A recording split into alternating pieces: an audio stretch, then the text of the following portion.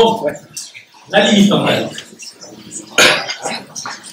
Je ne suis pas le premier à avoir enlevé la limite interne. D'autres l'ont fait avant moi, volontairement ou involontairement. La plupart involontairement. Par contre, je suis le premier à avoir inventé ce concept d'ablation systématique de la limite interne.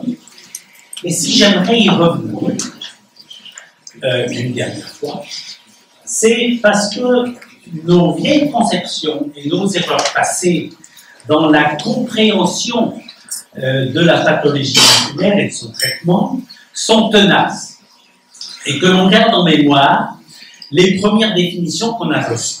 Et si je demandais aux internes que je ne connais pas, aux assistants que je ne connais pas, quelle est leur définition d'une membrane périnéenne, je suis sûr que bon nombre d'entre eux me diraient la même chose que ce que l'on disait dans les années 90, qu'il s'agit d'une membrane déposée à la surface de la rétine et entraînant des reflets et parfois une rétraction maculaire avec une baisse de l'acuité visuelle.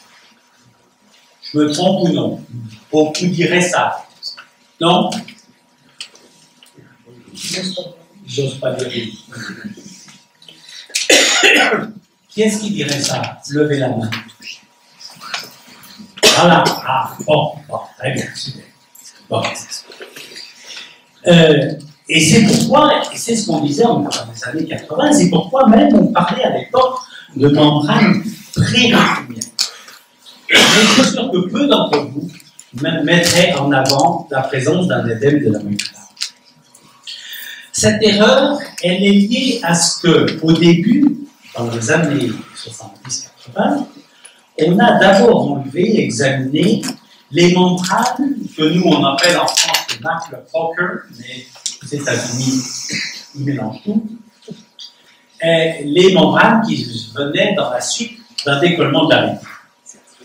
Et de nombreuses études ont été, dont une étude merveilleuse, c'est celle de Camping, qui a été faite à l'époque, qui a montré qu'il y avait en effet une membrane étalée au-dessus de la surface rétinienne, que cette membrane était riche en cellules étrangères au neuroépithélium, c'est-à-dire des macrophages, des fibroblastes, des myofibroblastes, des cellules de l'épithélium pigmentaire là, qui sont colorées en rouge par l'anticorps antikératine, bref, une vraie membrane prémaculaire comme certains ont encore en tête.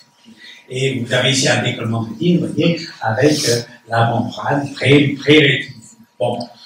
Et que cette configuration d'une plaque pré-rétinienne dotée d'un pouvoir contractile est restée dans la mémoire de chacun quand on s'est mis à enlever et à étudier les membranes idiopathiques. D'autant plus qu'à l'époque, il y a eu des gars comme Smithy, par exemple. Smithy, il a publié avec Campic. Et il mélangeait tout. Il a dit qu'il y avait des membranes épimaculaires, mais dedans, il y avait des membranes inflammatoires, il y avait des membranes traumatiques, il y avait des membranes... Bon. Et il l'a publié en plus avec Smithy. Et il a trouvé des tas de cellules à l'intérieur de cette membrane. Et un jour, j'ai rencontré Campic et je lui ai dit, pourquoi vous avez permis à Bill Smithy de publier ça? Ah, vous savez, c'est un ami, c'est un bon ami, je voulais quand même pas le vexer, mais il n'a rien compris. Bon. Et ce gars-là a induit en erreur des centaines, des milliers de chirurgiens qui ont cru que la membrane idiopathique, c'était à peu près la même chose qu'une membrane post-décollement de rétine. Et ça n'a rien à voir. Bref, tous les gens ont gardé en mémoire que une membrane idiopathique était une maladie. Et ça nous a fait prendre énormément de retard. Parce qu'une membrane idiopathique, c'est pas une maladie. Et je ne vous parle pas de Godric, Taglioni et toute la bande. Eux n'ont rien compris du tout. Ils en sont encore à 1985. Et ils croient encore que la membrane est une maladie. Bon. Et c'est vraiment par hasard que j'ai découvert que ces membranes idiopathiques étaient tout à fait différentes de celles des décollements de peptide. Comme j'avais switché avec la lampe à fente, j'ai vu, à une époque où les colorants n'existaient pas, hein, je voyais des reflets, et vous voyez, en enlevant ça, c'est ce qu'on enlevait à l'époque, on enlevait la membrane, mais je voyais qu'il restait des reflets. Et comme je m'étais marié à l'époque, en 87, je me suis marié avec Yvette qui est là, qui est anapathe et ophtalmo, qui a les deux spécialités, et que, donc, j'étais amoureux, hein, je vais donner mon mari. Donc,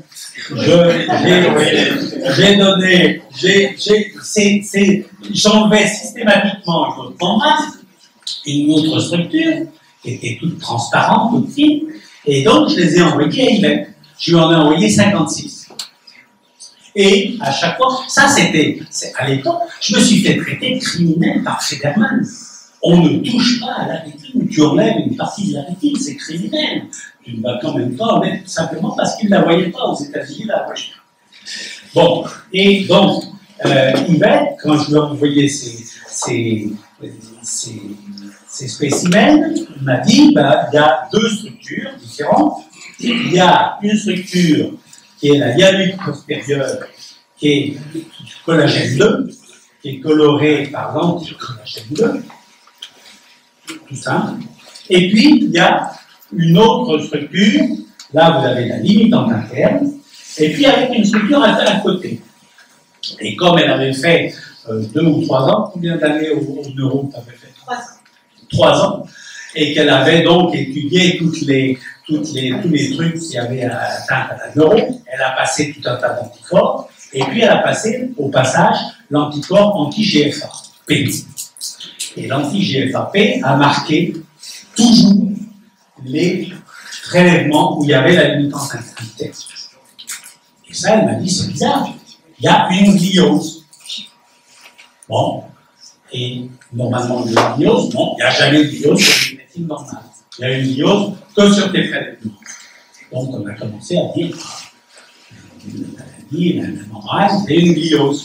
Mais je ne savais rien de ce que c'était une gliose, alors je lui ai demandé de m'expliquer, l'affaire du microscope électronique à balayage, et vous avez ici la limitante interne, ou plutôt une mosaïque de limitante interne de pieds des cellules tubulaires, avec une prolifération astrocytaire. Ça, c'est des proliférations astrocytaires, c'est la gliose. Et on a travaillé, on a publié, on a individualisé deux conditions très différentes. Première condition, c'est celle-ci, où vous voyez, à l'époque, on entamait avec une aiguille. Bon, ça, c'est des images de 87, 88. Hein. J'avais même un petit crochet mousse pour séparer Bon, et là, dans ce cas-là, j'ai enlevé une structure qui contenait en même temps les deux éléments que il m'avait décrits. Voici la structure. Je peux un peu le prendre. Voilà, structure. Et vous avez d'un côté, vous avez la hyaloïde postérieure de configuration tout à fait spécifique, hein, tout à fait typique de la hyaloïde. Et de l'autre côté du même spécimen, là vous avez la limitante interne avec la prolifération astrocytaire dont on a parlé.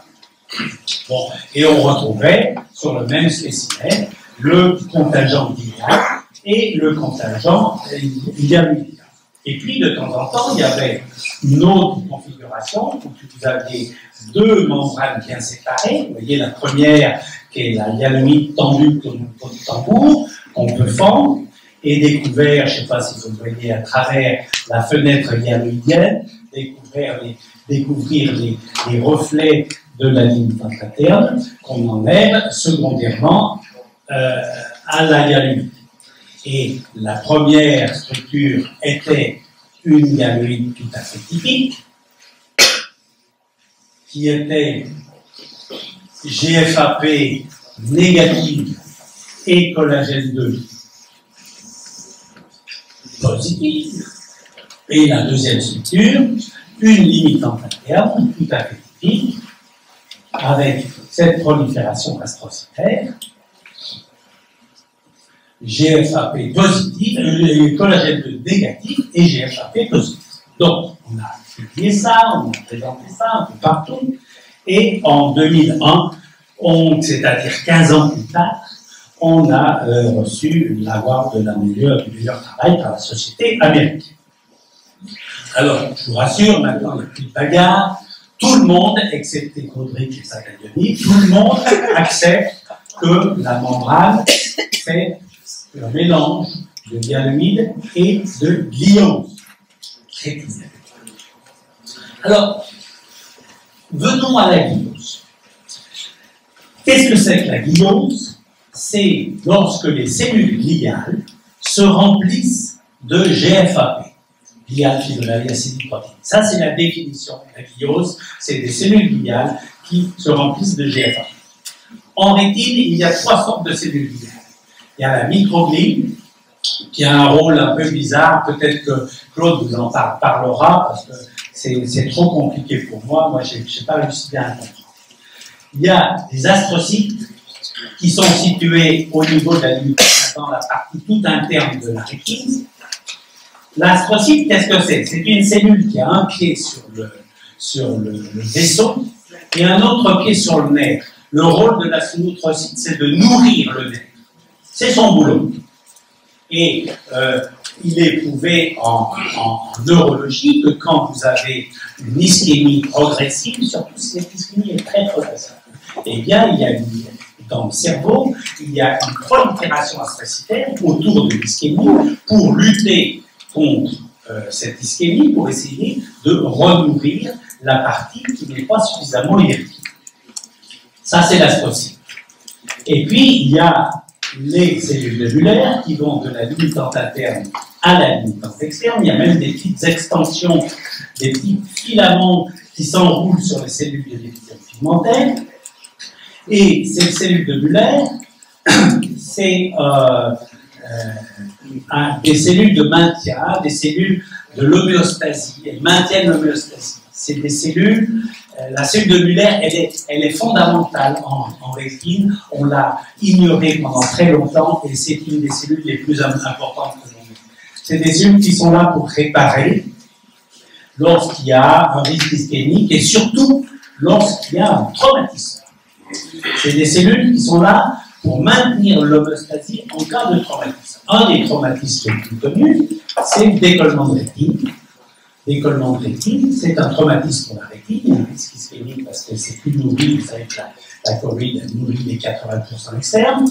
Eh bien, voilà un décollement de rétine, vous avez une gliose des cellules globulaires depuis la limitante interne jusqu'à la limitante externe. Et j'aimerais vous montrer une photo d'Yvette, enfin une photo d'un malade avec Yvette. Je ne serais pas marié avec elle, qui va ressembler à ça. Ça c'est rarissime, c'est un cas exceptionnel. Pourquoi? Parce que notre grand malheur, c'est que on n'opère pas un malade et on ne le tue pas après pour lui enlever les yeux pour voir ce qu'on a fait. On n'a aucune pièce qui montre ce qu'on a fait chez quelqu'un de vivant, ce qu'on a induit en envers la limitante interne. Et ce malade d'un syndrome de Peters qui a été éviscéré pour un autre problème, un problème de segment antérieur. Et vous avez, par hasard, elle a découvert qu'il y avait une membrane pré-rétinienne. Là, vraiment, on dirait pré-rétinienne. Vous voyez, là, c'est vitré, des collagènes, dans lequel vous voyez des petites cellules. Là, on pourrait se dire, tiens, c'est quoi? Des hyalocytes, qu'est-ce que c'est que ça? Bon, il y a des cellules. Là, vous avez une membrane avec encore du vitré, une plaque de vitré adhérente à la rétine, une membrane avec des cellules aussi. Et puis, vous avez la rétine, la limitante interne, elle est là. Donc, on pourrait très bien croire que c'est une membrane très rétinienne, comme dans les membranes des maculopapules. Si l'on fait un marquage GFAP, on voit que toutes les cellules sont marquées par l'anti-GFAP, c'est-à-dire que toutes les cellules sont des cellules d'origine rétinienne, c'est des cellules astrocytaires qui ont passé à travers la limitante interne, qui ont envahi, qui sont propagées par-dessus la limitante interne et qui ont même envahi les faces externes du vitré. C'est toutes des cellules rétiniennes. Gardez bien cette image. Peut-être c'est un cas unique, hein, mais c'est vraiment, c'est vraiment pas. Alors, pourquoi cette gliose astrocytaire? Dans le cerveau, la prolifération astrocytaire, comme je vous l'ai dit, elle vient de l'ischémie. Il y a beaucoup de raisons de penser que ça soit pareil dans la rétine. Zodia Mikhailska, qui est la fille de Jasmine Napochkin, a fait une étude, une fille très très brillante, a fait une étude en Source Société des membranes idiopathiques, pré-op et post-op. Elle a montré que chez quelqu'un qui a pas de membrane d'un œil, une membrane de l'autre, eh bien, vous avez un épaississement choroïdien du côté où il y a la membrane. Comme si la choroïde elle essayait de subvenir à l'ischémie en augmentant sa circulation. Et après l'opération, après ablation de la limitante interne, il y a une normalisation de l'épaisseur choroïdienne.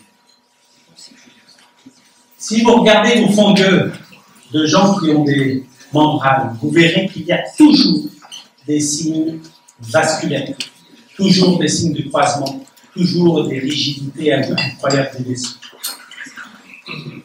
L'OCT angio a apporté un truc fondamental au niveau des capillaires, non pas des capillaires superficiels, mais des capillaires juste en dessous, à 30 microns en dessous des capillaires superficiels.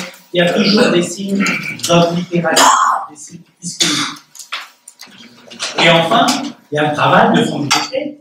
Franck Becquet a fait une étude de combien de cas qu'il avait étudié? Une quinzaine de membranes idiopathiques, où il a fait des ERG multifocaux, et il a trouvé qu'il y avait toujours une P1 implicit time delay, c'est un retard dans l'onde P1 qui est spécifique de l'ischémie.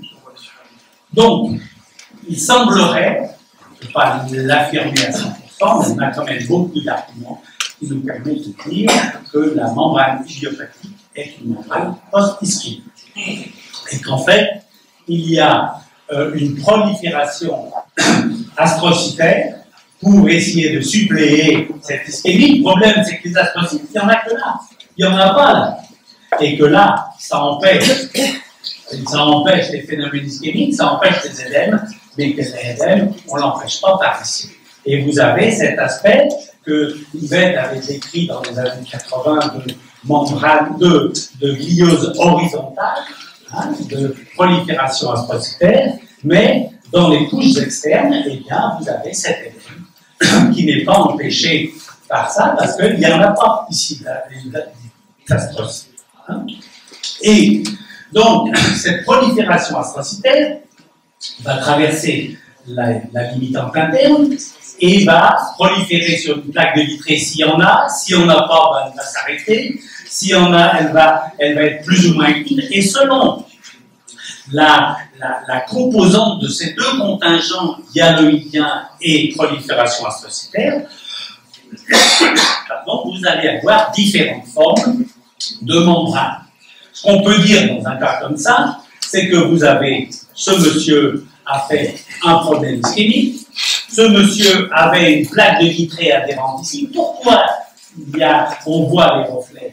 Parce que cette prolifération astrocytaire, comme dans l'édème de la cornée, va changer la périodicité des fibres de la hyaloïde et va entraîner cette apparition sous forme de reflet.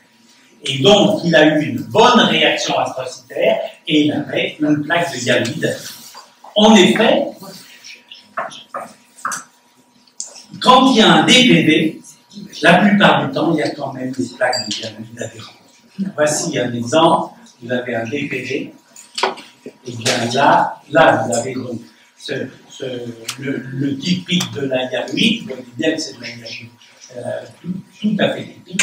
Et bien au niveau de la rétine, vous avez de temps en temps de la limitante interne avec presque pas de fibres, et de temps en temps beaucoup plus de fibres.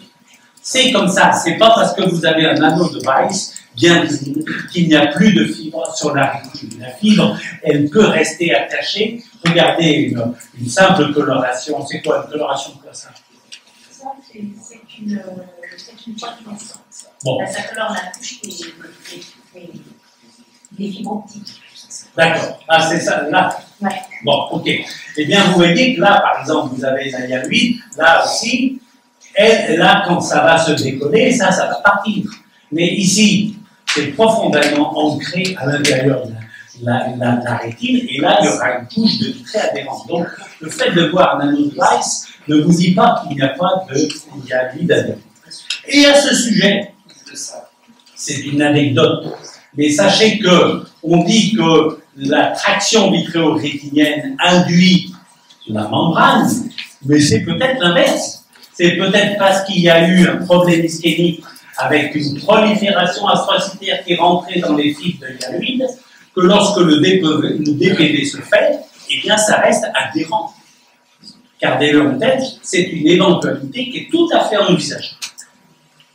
Quoi qu'il en soit, lorsque vous avez une membrane, tout va dépendre donc de l'importance de la réaction astrocytaire et l'importance du nombre de fibres qui vont être présentes là. C'est ce qui va conditionner toutes les différentes configurations des membranes. Alors, quelles sont ces configurations de membranes? Vous avez tout d'abord la configuration où la hyaloïde, elle ne s'est pas décollée. Vous avez là, ça c'est assez rare. Je dirais que c'est de l'ordre de 3 à 4% des cas, pas plus. Et vous voyez qu'en décollant la hyaloïde, vous avez derrière les petits plis de la membrane que l'on reconnaît très bien. Alors là, je continue avec une photo, ok, peu importe. Okay. Et on va marquer par du highlight blue, par du bleu classique. On va marquer. Oh, vous avez vu, j'ai fait le DPV là, simplement. Ça, c'est uniquement parce que j'utilise un microtome. J'ai utilisé un microtome de DPV. Donc, highlight blue. Et on va bien voir qu'il y a la membrane verte. Configuration très exceptionnelle. Voilà. Et vous voyez au passage que, sans le vouloir, il y a marqué un tout petit bout de limitante interne. Alors que je ne l'ai pas vu. Ce qui explique que les études qui sont faites, où on essaie de comparer l'ablation de la hyaloïde et l'ablation de la hyaloïde plus la limitante interne, souvent sont très critiquables. Donc, voilà, vous voyez bien qu'il y avait la limitante interne. Ça, c'est la première configuration. Deuxième configuration, le DPV se fait et laisse une grande plaque de hyaloïde. C'est ce qu'on appelle le hyaloïdoschisis.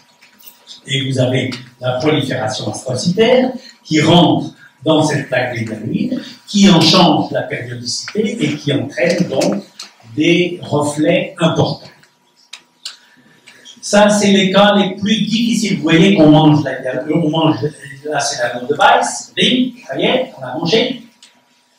Et ça, c'est la condition la plus difficile à opérer. Pourquoi? Parce que vous allez mettre du bleu et vous n'allez rien colorer. Parce que la couche de hyaloïde va vous empêcher de colorer ce qu'il y a dessus. Voilà, le bleu, vous voyez, il y a un tout petit morceau ici. Et j'ai choisi cette vidéo parce que j'ai fait une connerie. Vous voyez, j'essaye de prendre, et en fait, je prends rien. Pourquoi? Parce que je n'ai pas un levier suffisant. Le morceau est trop petit pour prendre et soulever tout en même temps. Moi, j'aime bien par gloriole pour faire beau, j'aime bien enlever en même temps la limitante interne et la limitante. Mais là, il n'y en avait pas suffisamment de limitante interne. Quand vous en avez si peu, ça ne sert à rien d'éviter, d'essayer de faire le cador, ça ne marchera pas. Alors vous voyez que là j'enlève du chewing-gum, c'est la hyaluride. Vous voyez cette structure très molle, très inconsistante, et donc je remets un coup de Brian Blue, et là je vais avoir une portion de limitante que je vais pouvoir prendre et enlever en même temps la limitante et ce qui reste de hyaluride. Donc, ça, c'est rare aussi. Je dirais 5%. C'est peut-être un petit peu moins rare que la première configuration, mais c'est quand même très rare. Vous avez vu qu'il y a parfois des petites hémorragies, des petites fuites. Comme je vous l'ai dit, les astrocytes sont branchés sur le vaisseau. C'est normal de penser que quand on les enlève, on puisse arracher un petit peu les vaisseaux. Troisième configuration, c'est la plus fréquente, 75% au moins des cas. C'est la hyaluride qui décolle et qui laisse une petite plaque de vitrée adhérente et la prolifération astrocytaire entre les temps. Voici le cas, vous voyez que j'enlève bien l'anneau, là c'est la hyaluride, vous voyez qu'on enlève, hein, vous avez vu. Bon, et on va découvrir une petite plaque brillante correspond tout à fait à une plaque de hyaluride. Voilà. Voilà, vous voyez. Et ici, on voit la plaque. Bon, on va mettre le Raylan Blue, le bleu de massif. Voilà.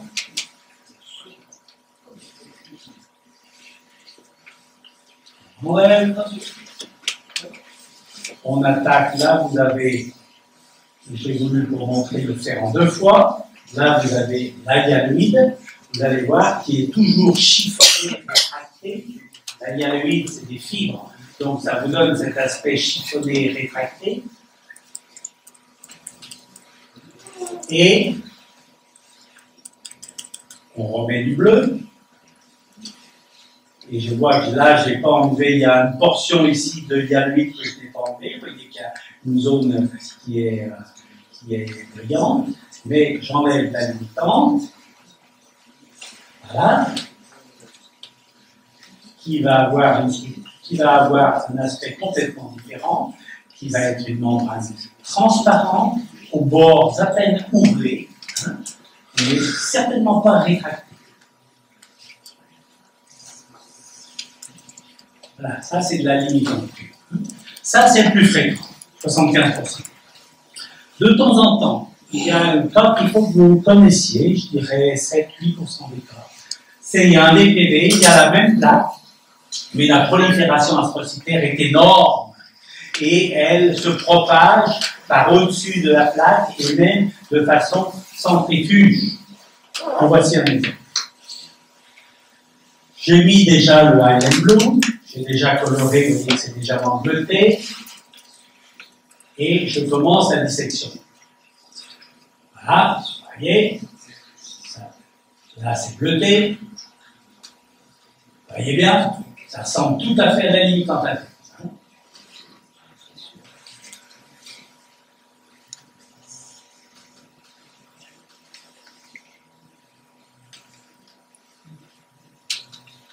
Bon, je vais enlever tout en même temps avec la structure hyaluridienne. Et hop, j'enlève tout d'un geste très majestueux.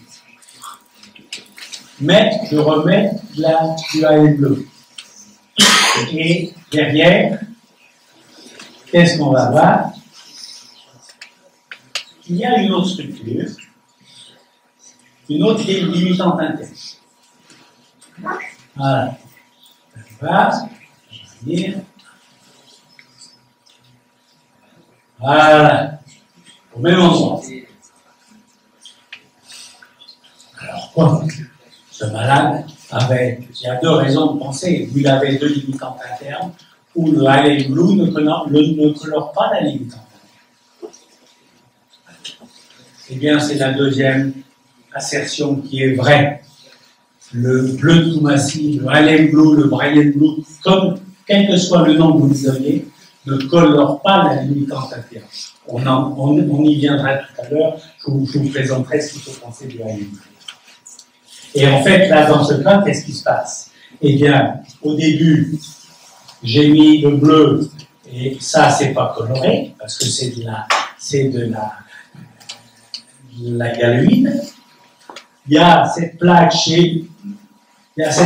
de galoïde qui est restée blanche, et là, la prolifération astrocytaire a été colorée.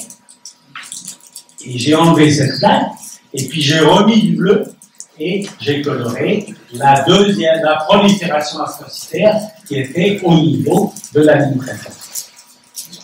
Vous comprenez?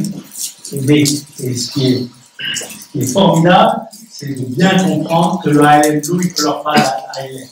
Tous les labos qui nous disent ça, dont d'autres cas ici présents, les auraient déjà dit, c'est pas vrai. On en parlera tout à l'heure. Dernière configuration, il n'y a pas de plaque de galoïde adhérente. Alors il n'y a pas beaucoup de rôle. Et c'est ça. En fait, on est tout à fait dans cette disposition-là, où on enlève une membrane qui n'est pas réfringente.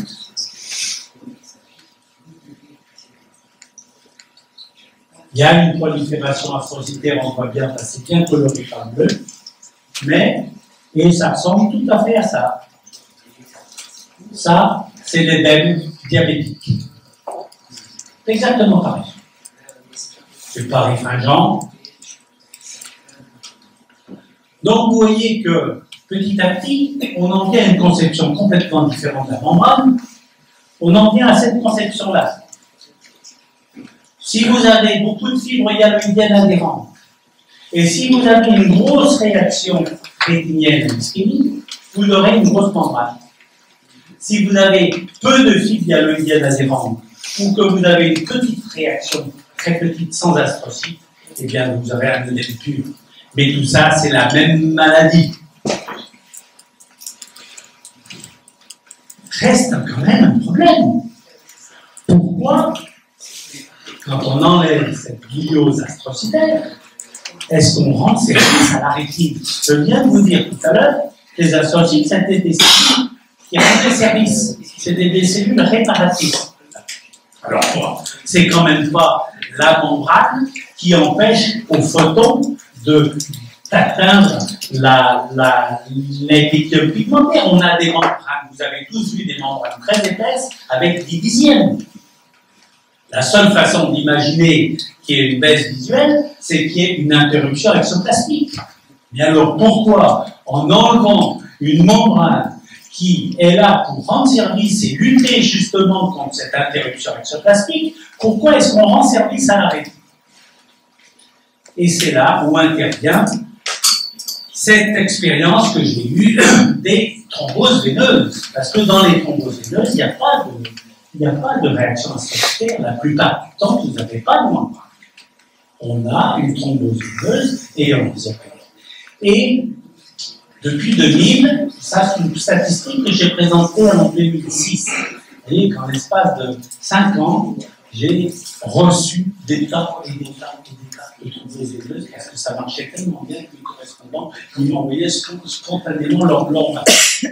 Et bon, je les ai publiés, voilà, ça c'est les acuités préop, ça c'est les malades, à 3 mois, 6 mois, après 12 mois, voilà. Amélioration 4,15 lignes de logement, qui est quand même plus de multiplié par 2. Hein. Et ce qui est surtout important, c'est que cette amélioration, elle augmentait avec le recul. Là, vous êtes à plus de 12 mois, vous voyez, on est à plus de 5 lignes. Il n'y avait que 6% des cas qui avaient une baisse de l'acuité visuelle, et on retrouvait ces 6% dans les cas d'oblitération de la veine centrale, pas des branches, et dans les cas ischémiques, avec une diminution de l'épaisseur de la rétine. Bizarrement, au début, je me suis dit, tiens, la cellule, j'avais bien écouté Yvette, la cellule de Muller, c'est fait pour faire une étenne sur la rétine. Donc, je vais mettre d'abord du Kenacort pour pomper l'édème, et puis je les fixerai quand l'édème sera pompé. Bizarrement, les malades à qui j'ai mis du Kenacort avaient une moins bonne acuité visuelle que les malades sans Kenacort. Bref, voilà, en fonction de l'acuité visuelle de départ, les augmentations en ligne de Lotmar, et surprenamment, on a, quand on compare les édèmes du diabétique, les édèmes de poste veineuse de branche, Irving-Gaz, trou maculaire et les membranes rétiniennes, on a les mêmes améliorations. Et alors, je pose la question évidente, si on a les mêmes choses, quand il y a une prolifération astrocytaire et quand il n'y en a pas, est-ce que c'est l'ablation de la prolifération astrocytaire? Est-ce que c'est l'ablation de la guignose qui entraîne cette amélioration visuelle? Qu'est-ce qu'on fait lorsqu'on enlève une limitante interne? On enlève bien sûr toutes les fibres vitréennes qui restent adhérentes, c'est le meilleur moyen d'enlever toutes les fibres adhérentes. Et puis on enlève la limitante interne. Mais est-ce qu'on enlève que ça? On enlève une structure qui fait entre 6 et 8 millions de microns d'épaisseur. À peu près, c'est ce que Yvette m'a montré. La limitante interne, elle fait 1 micron d'épaisseur. La limitante interne, la voilà. Vous voyez que ça, c'est 10 microns. Ça, c'est 1 micron. La limitante interne, elle est là. Et on enlève donc ce qu'il y a juste au-dessous, c'est-à-dire les pieds des cellules de Muller. Et ça a été prouvé par Wolf. Wolf est allé voir des cadavres très récents, les a opérés en enlevant la limitante interne et a pris les yeux pour voir ce qu'il avait enlevé. Et toujours, il enlève les pieds des cellules de Muller. Donc, qu'est-ce qu'on fait quand on enlève la limitante interne? On fait un traumatisme sur les pieds des cellules de Muller. On fait en fait la même chose qui se passe dans le décollement de rétine, mais à l'autre bout de la cellule de Muller. On agresse la cellule de Muller ici, alors que dans le décollement de rétine, il y a un arrachement. Je vous ai dit que les cellules de Muller se continuaient par des petites fibrilles qui s'entouraient sur l'épithélium pigmentaire, et quand il y a un décollement, ces fibrilles sont arrachées de l'épithélium pigmentaire. Il y a donc un stimulus, et se passe dans le décollement de rétine. Lorsqu'il y a un décollement, il y a toujours une prolifération de l'EGFR, épidermal growth factor récepteur, qui a des tas et des tas de rôles. Et là, on en vient à un truc fondamental que Claude va vous expliquer infiniment mieux que moi. Le GFR entraîne une prolifération du VEGF. C'est pour ça qu'on a des néovaisseaux ischémiques de l'anti-VEGF. Que lorsqu'il y a des décollements excessivement anciens, quand il y a un épuisement de l'anti-VEGF. Il y a une prolifération de RPEGF. C'est ce qui explique ces lignes de progression dans le décollement. C'est une prolifération de l'épithélium pigmentaire qui cherche à stabiliser, à guérir spontanément le décollement de rétine.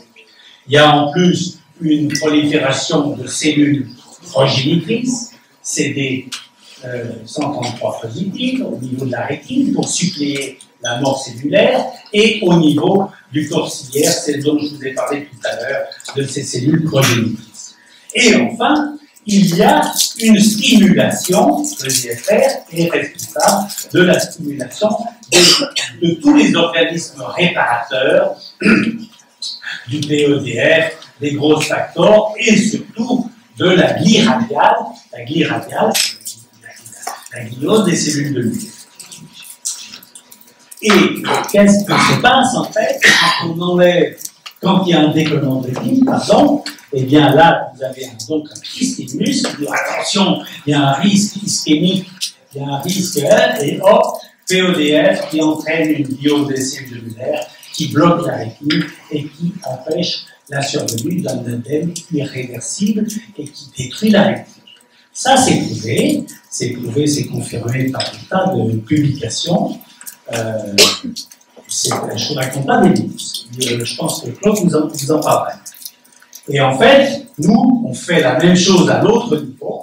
On agresse les cellules cellulaires. Bon, les cellules astrocytaires vont reproliférer, bien sûr, mais on entraîne la même chose, le même chargement GFAP sur toute l'épaisseur de la rétine. Et on sait que la GFAP a un rôle de synaptogénèse, de reconnexion synaptique, ce qui explique cette augmentation de l'acuité visuelle post-opératoire. Alors, bon, cette théorie, elle est belle, vous allez me dire, mais bon, c'est des explications séduisantes, un peu compliquées, mais séduisantes. Le problème, c'est qu'il faut le prouver. Et là, c'est plus compliqué. Pourquoi? Parce que une étude randomisée pour prouver cette efficacité de la chirurgie coûterait à peu près, on a fait le calcul, une vingtaine de millions d'euros. Et quel est le problème? C'est que en chirurgie, un geste chirurgical n'est pas brevetable. Vous ne pouvez pas breveter, même aux États-Unis, on peut pas breveter un geste chirurgical. Par contre, en face, qu'est-ce qu'on a? On a des industries qui font des profits gigantesques sur des molécules et qui, elles, peuvent faire des études randomisées. Alors, pour vous expliquer ce que c'est qu'une étude randomisée faite par l'industrie. Tout d'abord, on fait une pré-étude pour sélectionner les malades dont on est sûr qu'ils vont correspondre le mieux au traitement pour avoir P inférieur à 0,05. Et ça, on va vous sélectionner des gens entre 75 et 78 ans, 85 ans, qui n'ont pas de truc d'antécédents vasculaires, et ceux-là, vous pouvez les inviter, on est sûr qu'ils vont avoir une augmentation de l'acuité visuelle. Mais ça, c'est pas la vie de tous les jours. Deuxièmement, les data des études faites par l'industrie ne sont exceptionnellement accessibles à la population médicale.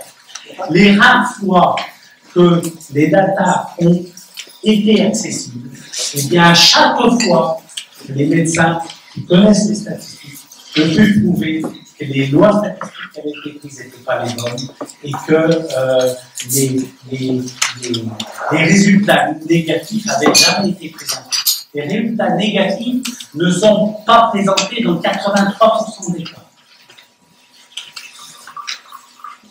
Ça, c'est publié dans de plus en plus de journaux. Et je passe, bien sûr, sous silence les dénonciations sur les arrangements financiers entre l'industrie et les praticiens qui sont officiellement décrits dans le New England Journal. Mais ça n'empêche pas que ça doit être décrit pour le moment. Cette espèce de mafia qui réunit l'industrie, les peer reviews, les médecins consultants, expérimentateurs qui reçoivent du fric, qui vont présenter les résultats en recevant les diapos une demi-heure avant leur présentation. Ils ont juste le temps d'apprendre le texte. Et tout ça, ça satisfait tout le monde. Et en plus, les labos, ils payent des voyages, des invitations à la direction aux gens, aux autres, et tout le monde est content. Ça satisfait tout le monde. Mais, franchement, c'est pas le pied. Alors, qu'est-ce qu'il y en avait à faire pour prouver que ça marche? Soit trouver un sponsor qui accepte de payer 20 ou 30 millions d'euros, on n'a pas trouvé. Soit rester dans le statu quo, soit faire une étude rétrospective sérieuse. Et c'est ce que j'ai entrepris par des recherches et trouvé les gens de l'INSEE. Et les gens de l'INSEE sont tout à fait habitués à ce genre de problème. Les gens de l'INSEE, c'est très intéressant de parler avec des statisticiens de très haut niveau. Parce que ce qu'ils m'ont expliqué, c'est que nos statistiques biomédicales sont d'un niveau de base. C'est-à-dire que les biostatisticiens, ce n'est pas la crème des statisticiens. Et les statisticiens, eh bien, ils vous expliquent que l'on fasse ou non une randomisation, avec ou sans, il faut qu'il y ait au moins 50 médecins qui viennent de moins du pays et qui viennent de conditions d'exercice complètement différentes. Je vous prends un exemple. Tadayoni et Baudry, ils ont fait une étude sur le trou maculaire. Ils ont fait une étude sur le trou maculaire pour prouver qu'en enlevant la ligne dentaire dans le trou maculaire, ce n'est pas obligatoire, tout simplement parce que ça vient de nous. Ils ont le droit d'avoir des immunités. Bon, ils ont fait un truc à 10 praticiens. Là, tous hospitaliers, tous utilisant une pompe Venturi, tous ayant la même formation, sauf un, Devin qui était dans l'étude. Et Devin m'a dit, il croyait que c'est vrai, de toute façon, Didier, moi j'ai enlevé la ligne interne dans tous mes malades, parce que je sais que ça marche. Et pour faire plaisir à Alain, j'ai mis que sur 1 sur 2, je l'avais pas enlevé. Putain, c'est ça les statistiques. Ça, c'est remonté, mais immédiatement un grand coup de pied par les statisticiens sérieux. Il faut qu'il y ait des gens qui sont en Malaisie, des autres qui sont dans des grands centres américains, des gens qui opèrent des malades tout de suite, des gens qui opèrent des malades qui mettent 3 mois à venir vers des rôles, etc., pour pouvoir enlever tous les biais de sélection. Ça, c'est pour les études randomisées. Ils m'ont dit quel est le problème des études non randomisées, les études rétrospectives. C'est que les médecins ne vont pas vous envoyer tous leurs cas. Il y a un gros risque qu'ils sélectionnent. Les uns, parce que ce sont des vicieux, qui vont sélectionner les mauvais cas, et les autres, la majorité normalement, vont sélectionner les bons cas. Et donc, il ne faut jamais tenir compte des résultats. Les résultats sont très susceptibles de critique. Parce qu'ils dépendent des critères de sélection des médecins. Par contre, si vous comparez deux techniques, s'il y a suffisamment de médecins, suffisamment de pays, suffisamment de conditions d'exercice, on ne peut pas imaginer à 80 médecins d'un côté, 70 de l'autre. On ne peut pas considérer, ça statistiquement c'est impossible, que dans les 80 médecins, il y en a 79 qui ont sélectionné les bons cas d'un côté, et que dans les 70 de l'autre, il y en a 69 qui ont sélectionné les mauvais cas. Forcément, la psychologie des médecins va être la même dans les deux. Et que donc, si l'on ne tient pas compte des résultats bruts, mais que l'on tient compte que de la comparaison de résultats, eh bien, c'est encore plus valable qu'une étude randomisée faite dans des conditions limites. Et bien sûr, obligation d'une analyse multivariate. Cette façon de faire que j'ai obtenue en 2013-2012, elle est maintenant approuvée par l'American Statistical Association, qui a publié il y a 1 an qu'il faut ne plus tenir compte de la p-value. La p-value, c'est le passé. Ils se sont rendus compte que la tyrannie exercée par la p-value n'a plus lieu d'être. Il faut faire appel à des techniques comme m'a enseigné l'INSEE, des techniques qui vont beaucoup plus loin et qui sont beaucoup plus exigeantes en termes de sélection, en termes de nombre de participants, en termes de l'exercice, etc. C'est ce que nous avons fait en 2012. 85 chirurgiens de 29 pays nous ont envoyé 2600 cas d'édème de plus de 300 microns avec un follow-up de plus de 6 mois. Et l'étude a été faite par l'INSEE. Quels sont les résultats? Je vous dis que les grandes lignes, parce que c'est une étude assez longue. Dans les thromboses de veine, l'osurdex ou la triamcinolone, alors là vous avez le nombre de lignes en logmar, mais encore une fois, ne tenez pas compte des résultats qui sont susceptibles des biais de sélection. Là, vous avez le temps en mois. Le Zurdex et la triamcinolone, aucun intérêt. L'anti-VEGF donne une augmentation intéressante, à peu près la moitié de ce que donne le pelage de l'alimentation. L'association anti-VEGF et triamcinolone, la triamcinolone dégrade les résultats des anti-VEGF seuls. La triamcinolone dégrade les résultats de la limitante intervention. Pour présenter de façon classique, les gains supérieurs à 3 lignes, c'est statistiquement significatif en faveur de la limitante interne, et supérieur à 3 lignes, c'est hautement statistiquement significatif, supérieur à 6 lignes, hautement statistiquement significatif en faveur de la chirurgie. Et pour présenter avec une façon plus précise et plus réelle, parce qu'on ne peut pas présenter, je le dis aux internes qui n'ont pas des patrons suffisamment exigeants pour ça, on ne peut pas présenter de chirurgie maculaire si vous ne le faites pas en fonction de l'acuité visuelle préopératoire. Ça, c'est fondamental. Vous voyez, ça, c'est les résultats de tous les traitements confondus.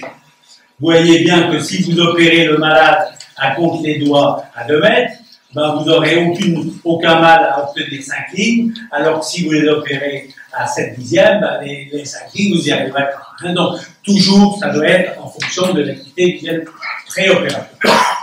Et là, on voit bien de façon significative que dans les thromboses veineuses, l'ablation de la limitante interne, elle n'a pas de concurrent.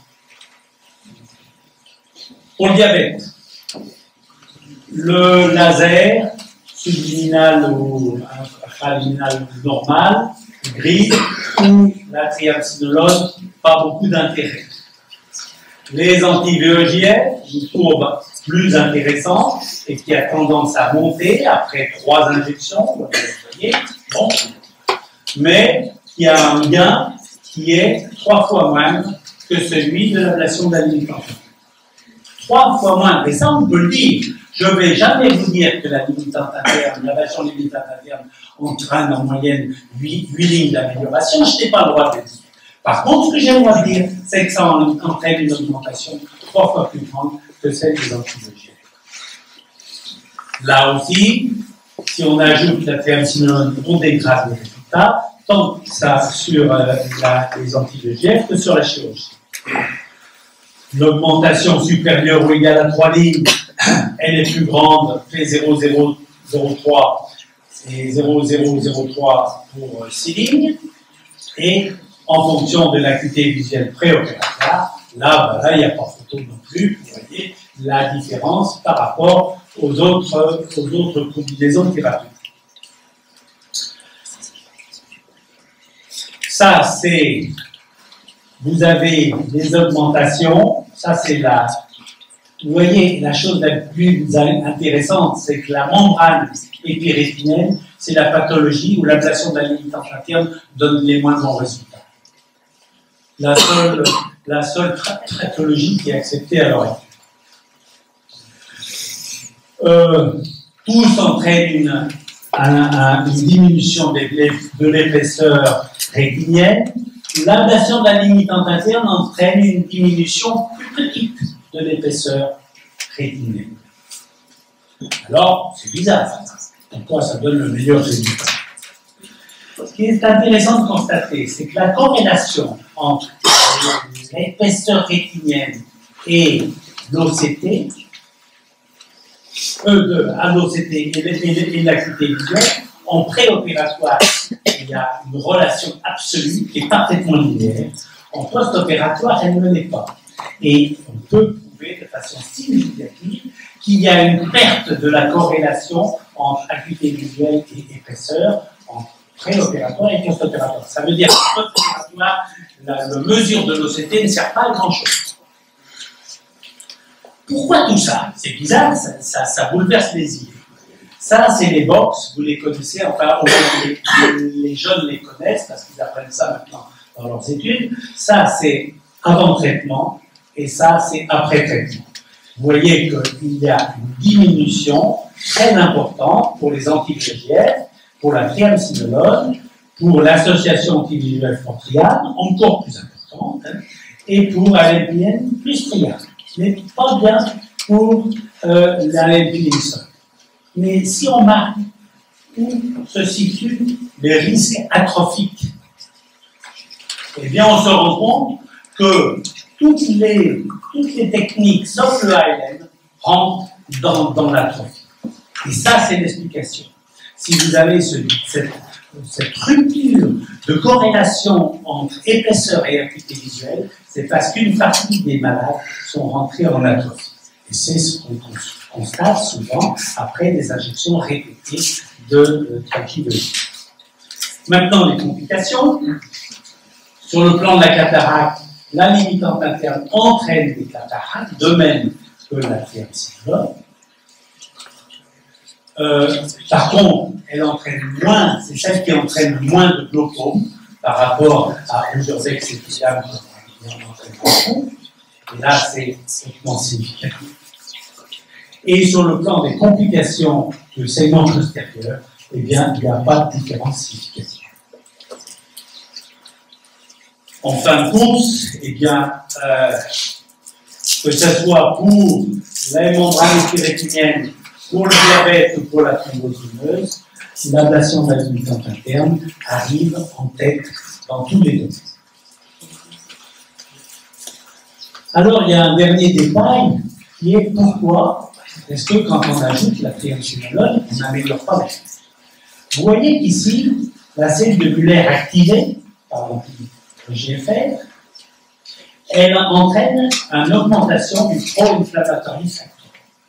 Et que ce pro-inflammatory factor a un effet feedback positif sur la stimulation de la microbie qui va stimuler les cellules de Muller. Et ça, c'est décrit. C'est décrit par une Madinier qui dit que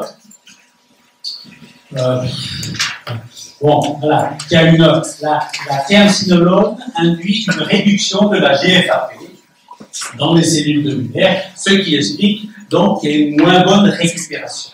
Donc, qu'est-ce que ça veut dire? Ça veut dire que, comme option thérapeutique, bien sûr, si vous mettez des anti-inflammatoires, vous allez rompre cet auto-feedback, cette auto-stimulation permanente, et vous allez diminuer l'efficacité de la stimulation des cellules de Muller. Vous pouvez mettre des anti-VEGF, bien sûr, ça marche. Du reste, le GFR, c'est une des actions de GFR. Bon, ce qu'il y a, c'est qu'il va falloir les répéter. Alors qu'en stimulant le GFR, vous avez une stimulation qui va durer des années. Et puis, mais si c'est votre mère qu'il faut opérer, si vous l'aimez, votre mère, si elle est sympa, eh bien, vous allez faire une ablation de limitante interne. Donc, vous voyez cette nouvelle philosophie thérapeutique de renforcer la réaction rétinienne normale face à l'ischémie. La rétine, elle réagit pour son bien par une stimulation de GFAP seulement sur la superficie, et vous, ce que vous allez essayer, c'est de la faire sur toute l'épaisseur choroïdienne, donc vous allez renforcer cette réaction rétinienne. Bien sûr, ces travaux sont publiés dans des revues. Donc, si vous avez un problème légal après avoir fait une ablation de la limitante interne, vous savez que vous pouvez vous protéger par des publications officielles.